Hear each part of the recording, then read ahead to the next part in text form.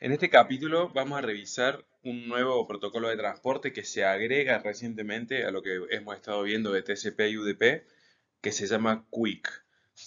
Vamos a ver que es un protocolo poco conocido. En general este protocolo no se trabaja ni en los libros de la materia, ni en el Tannenbaum, ni en el Kurose, fundamentalmente porque ha sido estandarizado muy recientemente.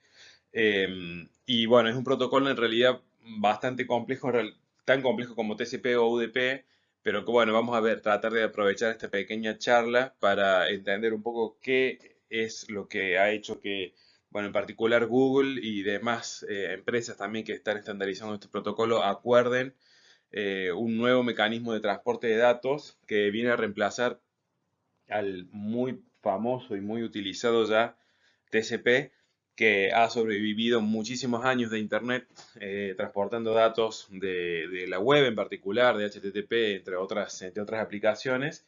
Y vamos a ver, a tratar de discutir en esta charla brevemente cuáles son las limitaciones de TCP y por qué fue necesario desarrollar un nuevo protocolo como QUIC y cuáles son las características que tiene.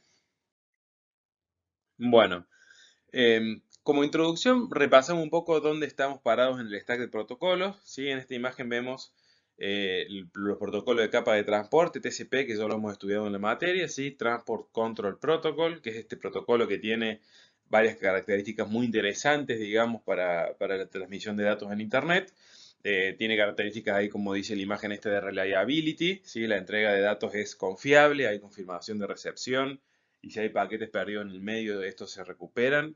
Tiene mecanismos de control de congestión, ¿sí? Que básicamente adapta, digamos, la tasa de transmisión de acuerdo a las expectativas de efectividad que hay en el canal, ¿sí? Hemos visto algunos algoritmos también de cómo funcionan estos mecanismos de control de congestión extremo a extremo.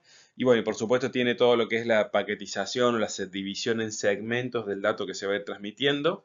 Y bueno, y TCP, como hemos visto antes, se usa, es clave, digamos, y es uno de los protocolos fundamentales para transmitir datos en la web, tal como la conocemos hoy, en particular usando el protocolo HTTP, ¿sí?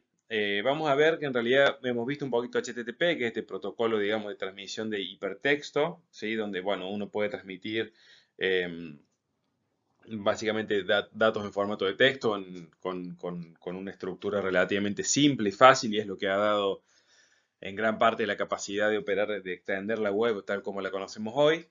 Y estuvimos discutiendo muy brevemente una versión inicial de HTTP. Hoy vamos a ver un poquito la diferencia, qué es HTTP 1, qué es HTTP 2, como lo muestra en este gráfico acá, que básicamente es un protocolo, ¿no? de pregunta-respuesta, ¿no? Hay un get, hay un post, y después como respuesta, ¿sí?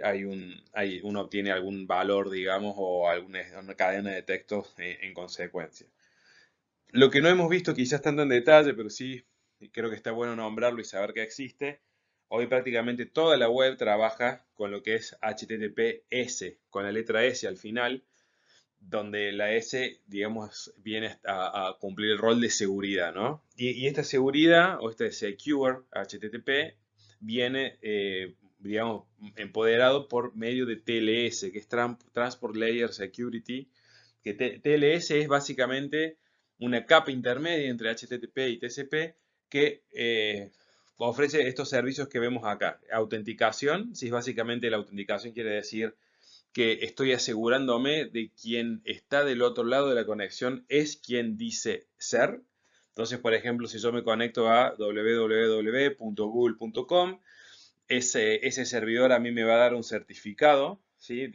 Firmado por una, digamos, institución centralizada que verifica que ese certificado corresponde a esa URL que yo les acabo de nombrar, y mediante ese intercambio de certificados yo me puedo asegurar que el servidor con el que yo me estoy conectando es auténtico, es quien dice ser, ¿sí? Por eso funciona, digamos, TLS ofrece estas capas de autenticación. Esta, como en la materia no vemos en detalle la encriptación, digamos, ni autenticación, pero sí es importante saber que esta capa de TLS cumple este rol. Y en base a esa autenticación se ofrecen mecanismos de encriptación a los datos que corren arriba de TLS, ¿sí? Para ofrecer seguridad además de la autenticación. Es decir, que por medio de un intercambio de llaves entre el origen y el destino, y luego de una autenticación exitosa, uno puede transmitir datos en HTTP, que es un texto plano, ¿sí? Pero encriptado, de manera tal que si yo snifeo esa red o levanto un segmento de TCP, ¿sí? Que tiene como carga útil un paquete TLS, no voy a poder básicamente entender nada de lo que está transmitiendo ese paquete, a menos que tenga la llave, ¿sí? Del certificado de la clave pública de ese y privada de ese certificado para poder decodificarlo. Entonces, este stack de protocolo, como lo vemos acá, es fundamentalmente cómo funciona el Internet en gran mayoría hasta el día de hoy, con HTTP arriba, TLS que le da la seguridad, lo que lo transforma en HTTPS, y esto viajando por medio de TCP. Pero lo que vamos a ver hoy es que esto está cambiando, hay una evolución, digamos, relativamente reciente de esta estructura que permite atacar algunos puntos débiles de TCP y en general de esta estructura que estamos viendo acá, que lo vamos a discutir en detalle. Bueno, y lo nuevo que está viniendo, ¿cómo se llama? Se llama QUIC, ¿sí? ¿Qué es QUIC? Bueno, QUIC es un nuevo protocolo de transporte para web, pensado obviamente para HTTP, ¿sí? Que de alguna manera viene a repensar este esquema de TCP que hemos venido viendo en la materia hasta el día de hoy. Interesantemente, está basado en UDP. Ustedes dirán, bueno, pero si en UDP no tenemos entrega garantizada, no tenemos control de errores, no tenemos control de congestión, ¿cómo puede ser que la web trabaje arriba de UDP? Bueno, ahí vamos a tratar de explicar la razón en la presentación de hoy, pero lo que sí les puedo decir es que si bien está basado en UDP, la recuperación de errores, el control de congestión y el control de flujo en realidad están construidos arriba de UDP, ¿sí? UDP es simplemente un servicio de transporte de tramas extremo a extremo, pero no aporta, o sea, y encima de UDP se implementan estos mecanismos extras que ya están andando en TCP, pero de una manera diferente. Ahora vamos a responder la pregunta de por qué UDP, digamos. Simplemente esto es una introducción para contarle a grandes rasgos qué es QUIC. Ahí vamos a entender las razones de por qué está implementado en UDP. Y la otra característica clave de QUIC es que tiene la seguridad directamente embebida en el protocolo. Esto es algo bastante importante que diferencia de lo que vimos en la filmina anterior. Y es que la seguridad era una capa arriba, estaba una capa arriba de TCP, ¿sí? Y acá en QUIC está directamente embebida en el protocolo. O sea, es como que directamente dentro de las cabeceras de QUIC se gestiona todo el tema de encriptación y autenticación. Les adelanto que esto qué quiere decir, que las cabeceras de TCP en la estructura anterior que vimos en la filmina anterior no está encriptada. TCP está en texto plano, lo que está encriptado es la carga útil de ese segmento, ¿sí? Pero y esto cambia en QUIC, donde en realidad ahora todo el protocolo completo está encriptado, ¿sí? Entonces hay como una funcionalidad de seguridad extra que bueno, fundamentalmente incrementa, digamos, notablemente la información a la cual un potencial atacante puede llegar a acceder respecto de la conexión. Entonces, de esta manera, lo que podemos ir ya masticando de a poquito de QUIC es que está basado en UDP, ¿sí? UDP no está encriptado, UDP tiene que estar en texto plano para que, nada, funcione como capa de transporte, digamos, estándar en Internet. Pero ya dentro de UDP va a estar el protocolo QUIC, que va a tener implementado todos los mecanismos de control de flujo y control de errores, y todo ese protocolo completo ya va a estar encriptado, ¿sí? Con TLS, que es la versión 1.3, que es la que está estandarizada con el protocolo. Pero todo esto en realidad está pensado para dar servicio a HTTP. Así que antes de meternos en detalle qué es lo que ha motivado las distintas funcionalidades de QUIC, repasemos muy rápidamente qué es esto de HTTP1, qué es esto de HTTP2 y cuáles son las diferencias. Bueno, originalmente HTTP1, la primera, ¿sí? era una versión, bueno, bastante rústica, pero que sin embargo, bueno, funcionó muy bien y escaló bien y llegó a un límite en el momento en el cual la estructura del protocolo estaba pensado para trabajar con lo que son solicitudes independientes. ¿Qué quiere decir esto? Como muestra en la imagen, HTTP1, el cliente hace solicitudes GET a un servidor, ¿sí? Acá a la derecha, y ese servidor envía respuestas para cada uno de estos GETs. Pero esta solicitud y esta respuesta se hacen secuencialmente. primero un get, después un response, después otro get, después otro response. Esto en HTTP1, digamos, trajo un montón de limitaciones porque básicamente hay un montón de tiempo útil perdido en estos intercambios hasta que uno envíe ese get, hasta que ese get llega, hasta que el servidor envíe el response y hasta que ese response llega. Esto hacía que fundamentalmente, fíjense, todo el intercambio de get y response se hace bastante ineficiente. En HTTP2 se mejoró esto por medio de implementar multiplexing o multiplexación, en el cual puede suceder lo que se ve también en esta imagen, que es lo siguiente.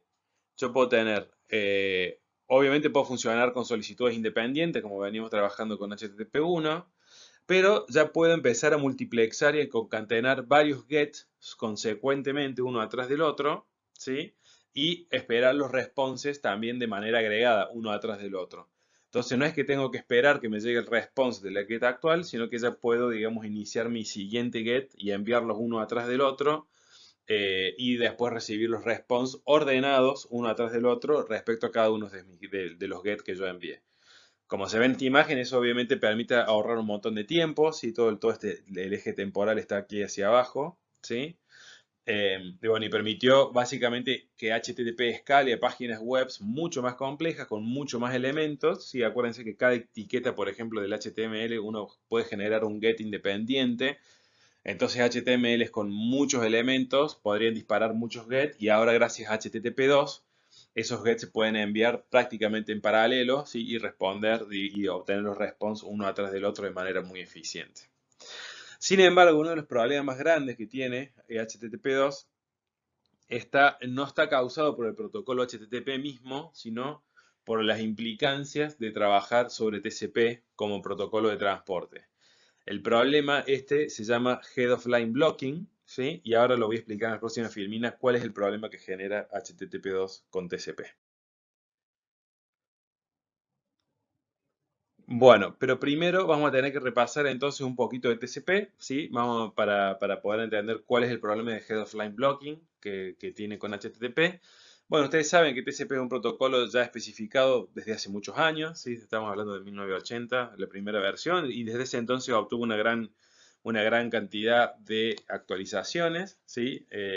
Y extensiones, incluso todos estos, los algoritmos de control de congestión y control de flujo que hemos visto en general han sido incluidos en TCP a posteriori de su estandarización original en el 81. Y bueno, y como todos sabemos, TCP es un protocolo que ya incluye mecanismos de control de flujo y congestión, ¿sí? Garantiza la entrega de datos confiable, ¿sí? No hay pérdidas de paquetes, hay recuperación de los errores.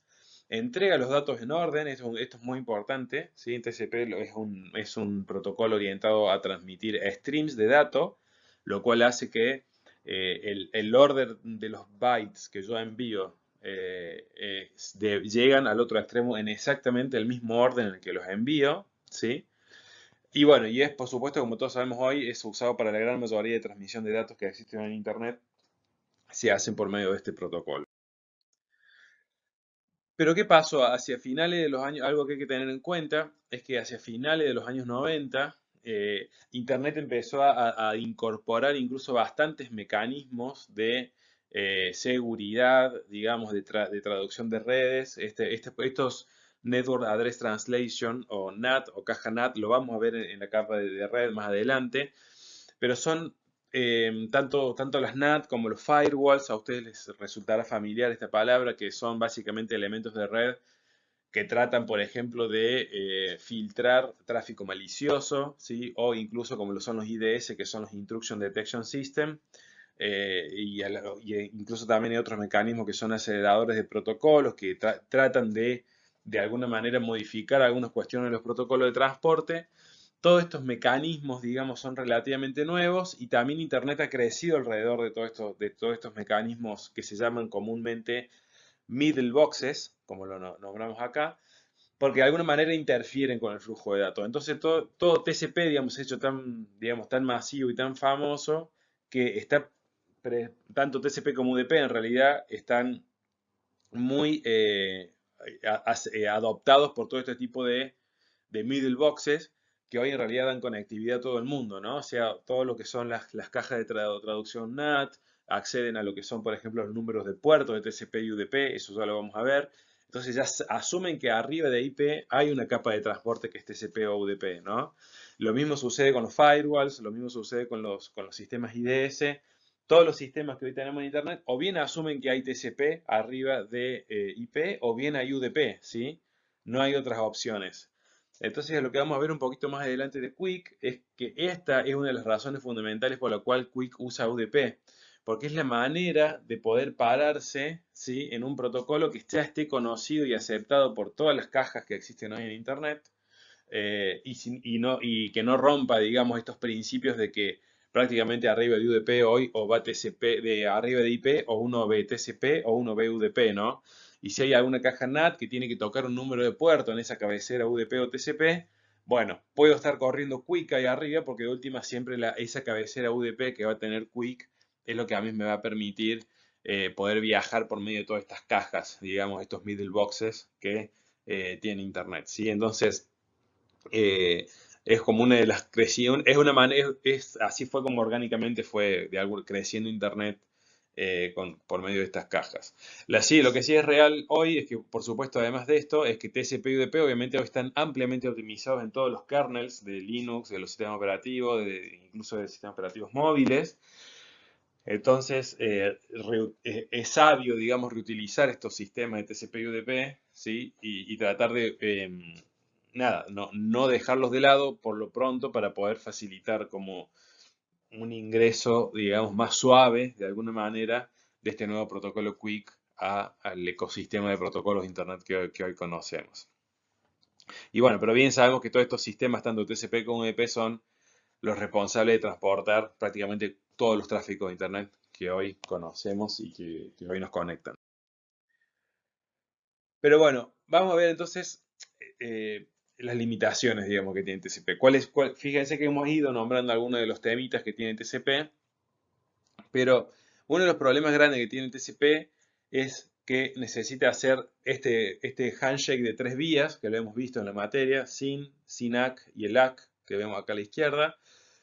Por más que yo corte mi conexión con un servidor y lo vuelva a iniciar, tengo que volver a iniciar este handshake de 3 vías siempre, ¿sí?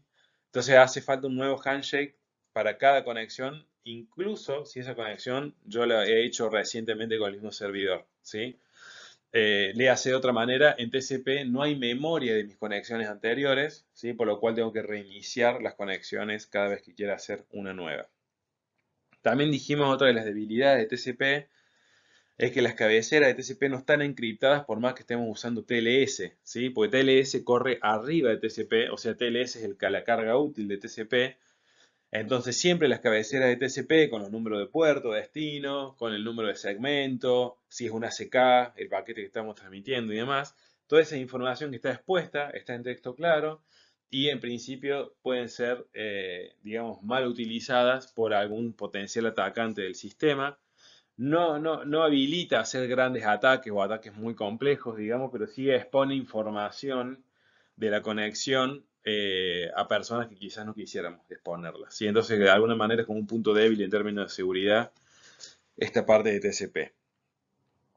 Otra cosa que sucede es que, bueno, como TCP desde los ya estandarizado de los años 80, el campo de opciones que tiene la cabecera ya está prácticamente exhausto. Ya ha tenido tantas extensiones y tantas mejoras TCP que el campo de opciones de la cabecera del paquete ya está prácticamente completa y no hay lugar para agregar nuevas opciones al protocolo.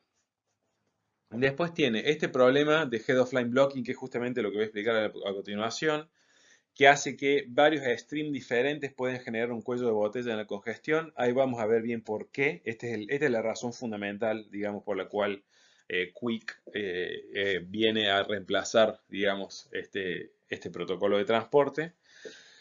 Y bueno, y después, obviamente, lo que pasa a TCP, como TCP tiene TLS en la capa superior, se dan los dos handshakes separados de la iniciación de sesión de TCP y una vez que inició TCP, la iniciación de sesión de TLS. Se dan de maneras separadas cuando en realidad se podrían dar de manera combinada y eso hace que TCP y TLS por separado sean bastante más ineficientes que lo que vamos a ver de Quick.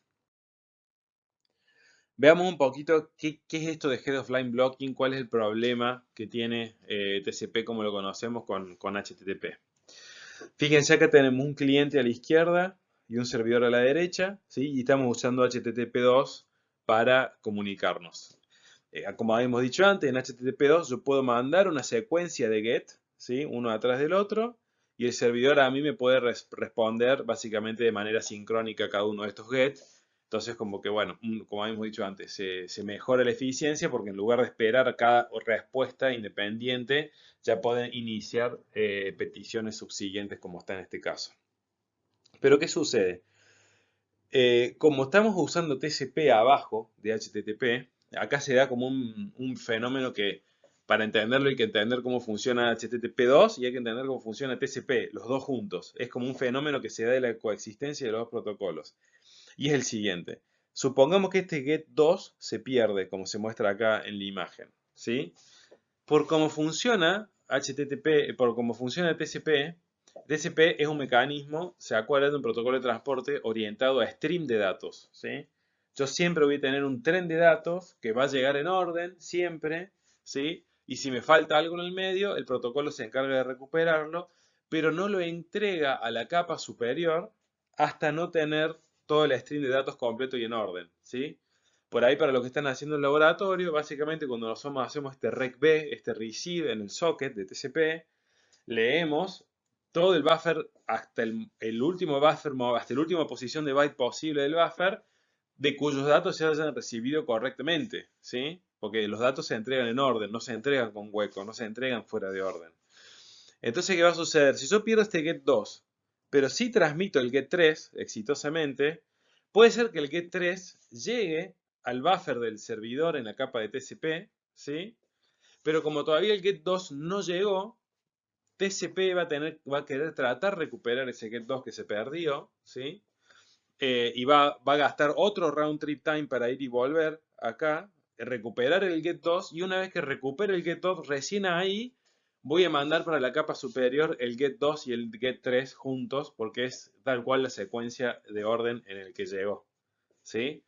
Entonces lo que termina sucediendo es que se demora toda la cadena de comunicaciones hasta que TCP recupere un hueco de algún paquete perdido, ¿sí? Entonces, dicho de otra manera, por más que yo envíe varios gets uno atrás del otro, como me permite HTTP2, que es muy conveniente, si se pierde alguno de esos gets, ¿sí?, secuenciados en el tramo, todos los gets que sigan después de ese van a quedar on hold, van a quedar temporalmente sostenidos en el buffer receptor hasta que se recupere el get que se perdió, y recién una vez que se recuperó ese get que se perdió, esos get realmente van a seguir para la capa superior y por ende van a llegar al servidor finalmente, a la parte HTTP del servidor.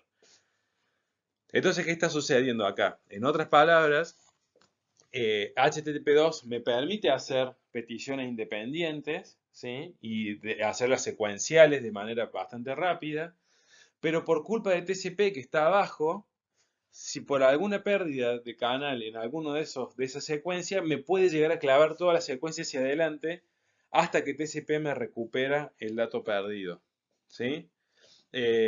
Esto por ahí a veces es difícil de entender, por ahí obviamente les invito a que repitan la explicación que les acabo de dar, pero fíjense que es un fenómeno que se da cuando combinamos HTTP2 en combinación con TCP, ¿sí? Porque es un problema de TCP combinado con HTTP, no es un problema ni de TCP solo, porque TCP funciona bien como funciona, y HTTP2 funciona bien como estamos especificados, pero cuando los combinamos es este fenómeno tan particular que se pierde esta ventaja de HTTP2 al estar combinado con TCP.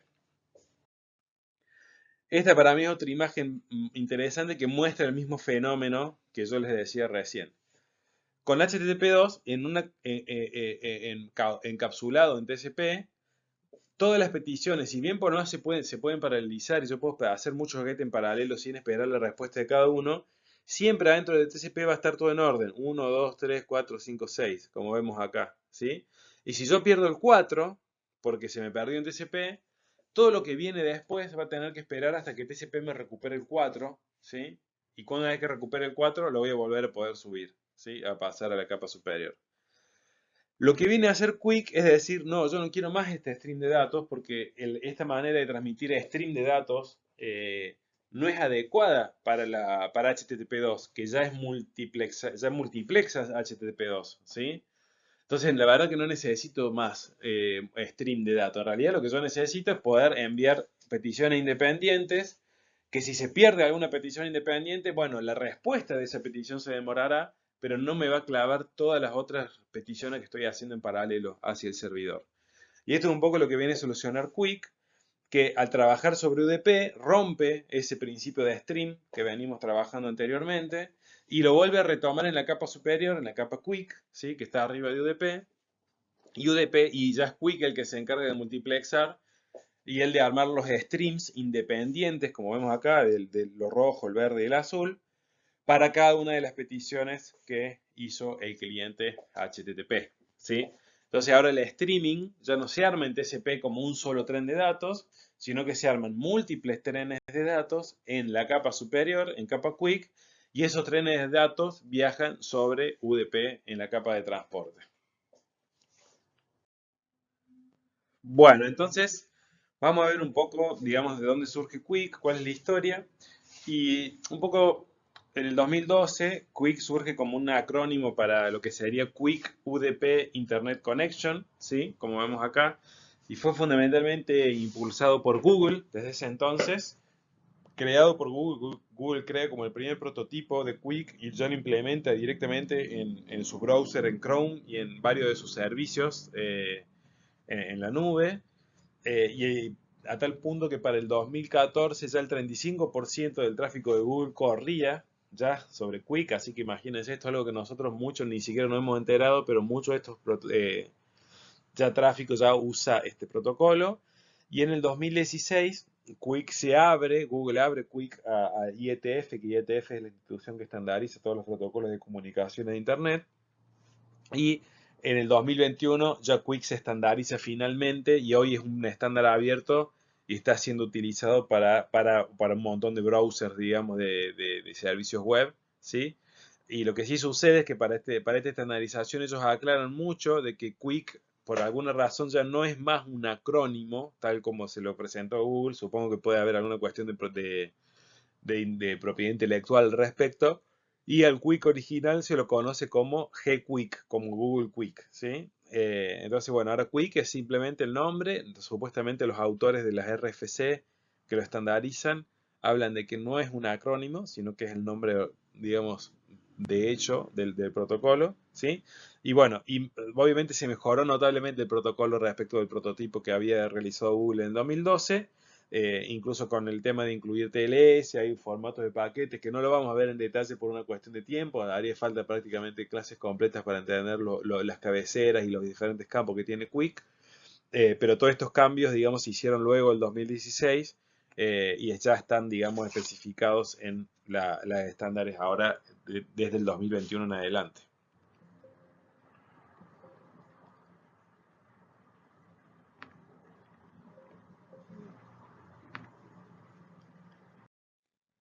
Y esos estándares están entonces especificados en esta RFC que listo acá, la 9000, la 9001 y la 9002, ¿sí?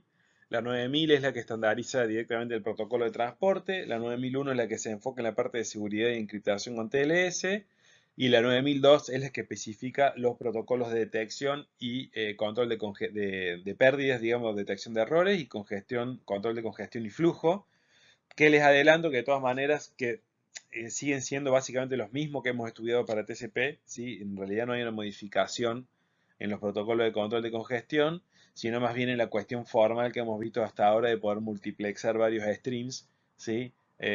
Arriba de UDP. Y bueno, hoy actualmente Quick está ampliamente ya divulgado en varios servidores más populares, Google, YouTube, Facebook, hay varios ya servidores web que por defecto usan Quick, ¿sí? En realidad, la manera, esto en términos anecdóticos, la manera en la que funciona prácticamente Quick es que normalmente un browser se conecta al puerto TCP bien conocido de HTTP, ¿sí? Y cuando inicia la primera petición de HTTP, el servidor le puede anunciar en la respuesta que hay alternativas de HTTP que no es por medio de TCP, sino que por medio de QUIC, y después se puede pasar la conversación a UDP, a un puerto conocido de UDP, creo que es 443 para QUIC. Y el servidor le anuncia al browser de que existe la posibilidad de hablar con QUIC en lugar de hablar por TCP clásico, digamos, ¿sí? Esa es la manera un poco práctica que funciona hoy en día. Y bueno, y en la parte de clientes, tanto el Chrome, Firefox, Edge de Microsoft, ya todos implementan este protocolo QUIC también como parte del stack de protocolos web, además del clásico HTTP sobre TCP. Entonces, ¿cómo queda el stack de protocolos que vi? Esto es lo que vimos al principio, ¿sí?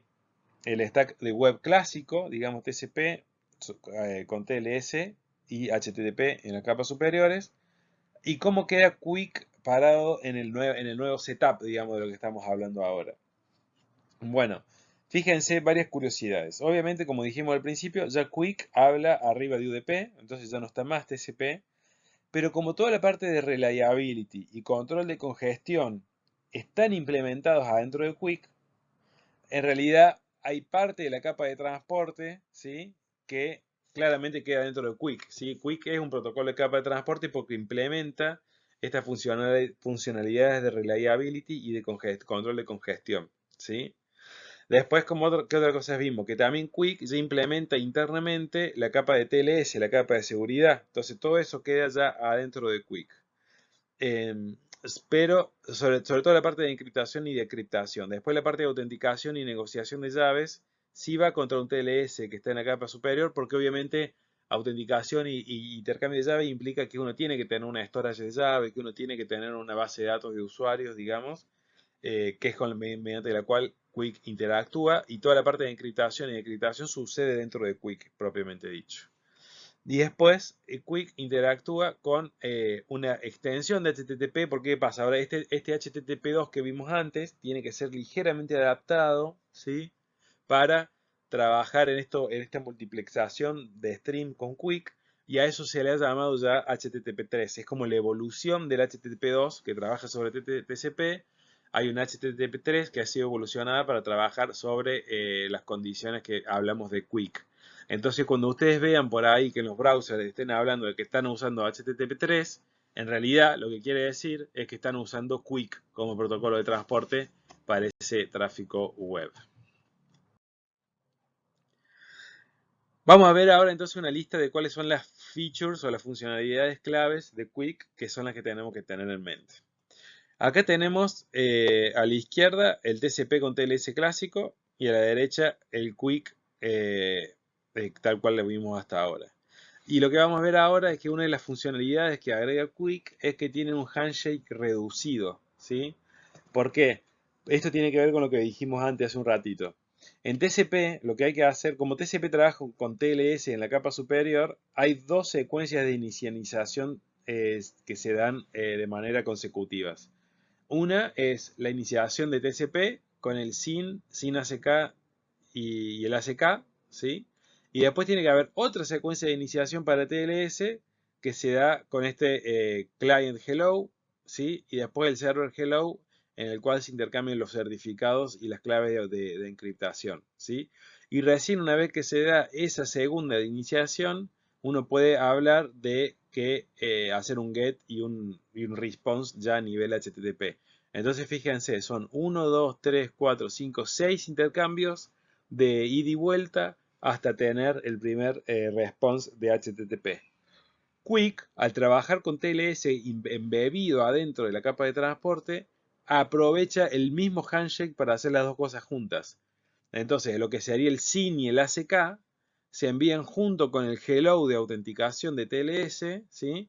Y TLS responde con el certificado y la clave de autenticación en la primera vuelta, y ya una vez nomás en un solo ida y vuelta, entonces puedo tener el get y el ok de respuesta inmediatamente. Entonces fíjense que nos ahorramos básicamente un 33% de eficiencia, que no es poco, en el inicio de la conversación con el servidor HTTP, gracias a usar Quick, que integra la parte de seguridad con la parte de transporte.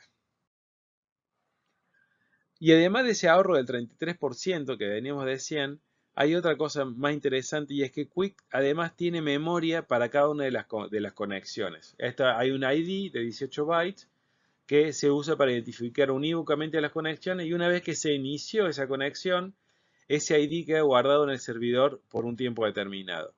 ¿Y esto qué hace? Que cuando yo quiera volver a iniciar una conexión nuevamente a un servidor, con Quick directamente lo único que tengo que hacer, ya con el primer paquete de envío, le digo quién soy en el paquete hello y ya puedo mandar el get directamente al servidor HTTP. No tengo que hacer el SYN y el SYN ACK como hacíamos con TCP, sino que gracias a esta memoria que ya está almacenada, el servidor sabe quién soy, ya tiene mis claves, ya tiene todo almacenado. Directamente con un ida y un vuelta ya puedo hacer un get y un ok inmediatamente en un ida y vuelta nada más, ¿sí? Para los servidores con los cuales ya me he conectado antes.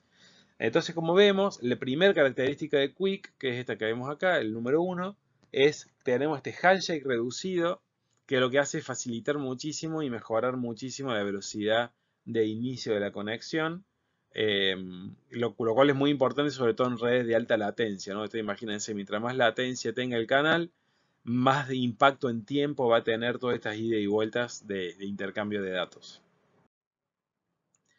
Entonces, además de esa característica número 1 que vimos, revisemos las otras características claves que tiene Quick que tenemos que tener en mente. La segunda característica es que opera sobre UDP, esto ya lo vimos, y la razón por la cual opera sobre UDP es que básicamente hace que Quick sea compatible y aceptado por estos middle boxes que hablamos de Internet ya anteriormente, que son estos firewalls, que son estas cajas NAT, que sí o sí tienen que inspeccionar o incluso modificar campos de la capa de transporte, y estas middle boxes están solamente preparadas para trabajar con TCP y UDP. Entonces, de esta manera, Quick, al tener UDP abajo, se garantiza estar embebido y ser compatible con todo este ecosistema de TCP y UDP que ya está ampliamente difundido en las middle boxes que hoy conectan Internet. La tercera característica importante de Quick es que, bueno, como dijimos, se multiplexa a nivel transporte, ¿sí? Entonces ya no está más este problema de head of the line blocking, sino que ahora la multiplexación se da a nivel capa de transporte, y si pierdo alguno de los comandos get que mandé por los streams, no me clava y no me frena los otros comandos que yo puedo estar mandando por medio de HTTP al mismo servidor. Otra característica importante que también vimos es que se encripta incluso la cabecera de Quick. Entonces todo lo que son campos de secuencia de los protocolos de control de congestión, las opciones, los ACK y demás también están encriptados, y eso agrega, por supuesto, seguridad y privacidad. Después, otra característica muy importante que tiene Quick, gracias a esta memoria, ¿sí?, de Connection ID que vimos hace la filmina anterior, es, además de poder iniciar la conexión con un handshake reducido, también nos permite hacer una migración de la conexión de manera mucho más fácil, porque yo me puedo mover de una red a otra, de un Wi-Fi a otro, por ejemplo, y con solamente volver a mandar mi Connection ID al servidor, ya puedo restablecer toda la conexión inmediatamente, a pesar de que ya no esté más sobre la misma IP que estaba antes. Esto también es otra funcionalidad muy importante que se facilita gracias a este Connection ID y a esta memoria que tiene el servidor sobre las conexiones que uno fue estableciendo. Y por último, tiene, como dijimos, también tiene estos mecanismos de control de congestión y flujo, ¿sí?, que son exactamente los mismos que en TCP, así que no lo vamos a revisar de vuelta, ¿sí?, son los que ya hemos estudiado en la materia. Simplemente tienen algunas leves modificaciones en términos de formato, digamos, y características, para que puedan obviamente encajar con el nuevo formato que tiene el protocolo Quick. Entonces, ya por último, la gran pregunta es, bueno, ¿Quick va a reemplazar TCP? Sí, esta es una discusión que se da bastante en la comunidad hoy. Lo que es seguro es que sí va a reemplazar muchísimos servicios web, ¿sí? Ya hay varias otras aplicaciones, además de Google y los browsers, que implementan Quick, como por ejemplo Uber, que es una aplicación, digamos, móvil, ya implementa Quick como protocolo de transporte, por ejemplo. ¿Sí? Y es muy probable que muchas aplicaciones y muchos servicios vayan migrando Quick por todas estas ventajas que hemos visto hasta ahora. Sí, existe una gran duda, digamos, que en realidad Quick quizás no sea de gran valor para servicios donde uno esté transfiriendo grandes archivos de gran tamaño, ¿no? Porque como vimos en general, la ventaja de Quick tiene que ver más bien con poder hacer un inicio de sesión rápido, hacer una migración y demás. Pero si yo tengo que transmitir un archivo de gran tamaño, ese ahorro en los handshakes a mí no me van a implicar mucha ventaja, ¿sí? Entonces en esos casos, por ejemplo, archivos de gran tamaño sí quizás no merite tanto migrar de TCP a Quick, como lo hemos visto en estos lados. Lo que sí en el corto plazo es que, bueno, por ahí Quick no está, como dijimos, los firewall pueden soportar TCP y UDP, ¿sí? Pero no, bueno, no van a poder interpretar nada de lo que tenga Quick como carga útil por la razón de que va a estar encriptado. Entonces puede haber una resistencia también de algunas empresas por ahí a aceptar ese tipo de protocolo por el tema de la encriptación, digamos, y si hay algo que esos firewall, por ejemplo, quieran tratar en términos de políticas de tráfico y demás, puede ser que encuentre una resistencia en la comunidad al respecto. Obviamente lo que pasa con Quick es que no está optimizado todavía tanto como TCP y UDP, que ya tienen tantos años de implementación, ¿sí? Entonces seguramente va a haber un proceso de maduración en términos de optimización. Eh, lo mismo sucede con los firewall y los sistemas de detección de intrusos, ¿no? Que básicamente los balanceadores de carga y la detección de intrusos asumen muy fuertemente cabeceras TCP y UDP, ¿sí? Para que describan realmente el tráfico que uno quiere analizar o que uno quiere, digamos, estudiar. Y bueno, con Quick esto un poco desaparece porque Quick va a subir UDP y no hay mayor información sobre las secuencias o sobre el estado de esa conexión, ¿sí?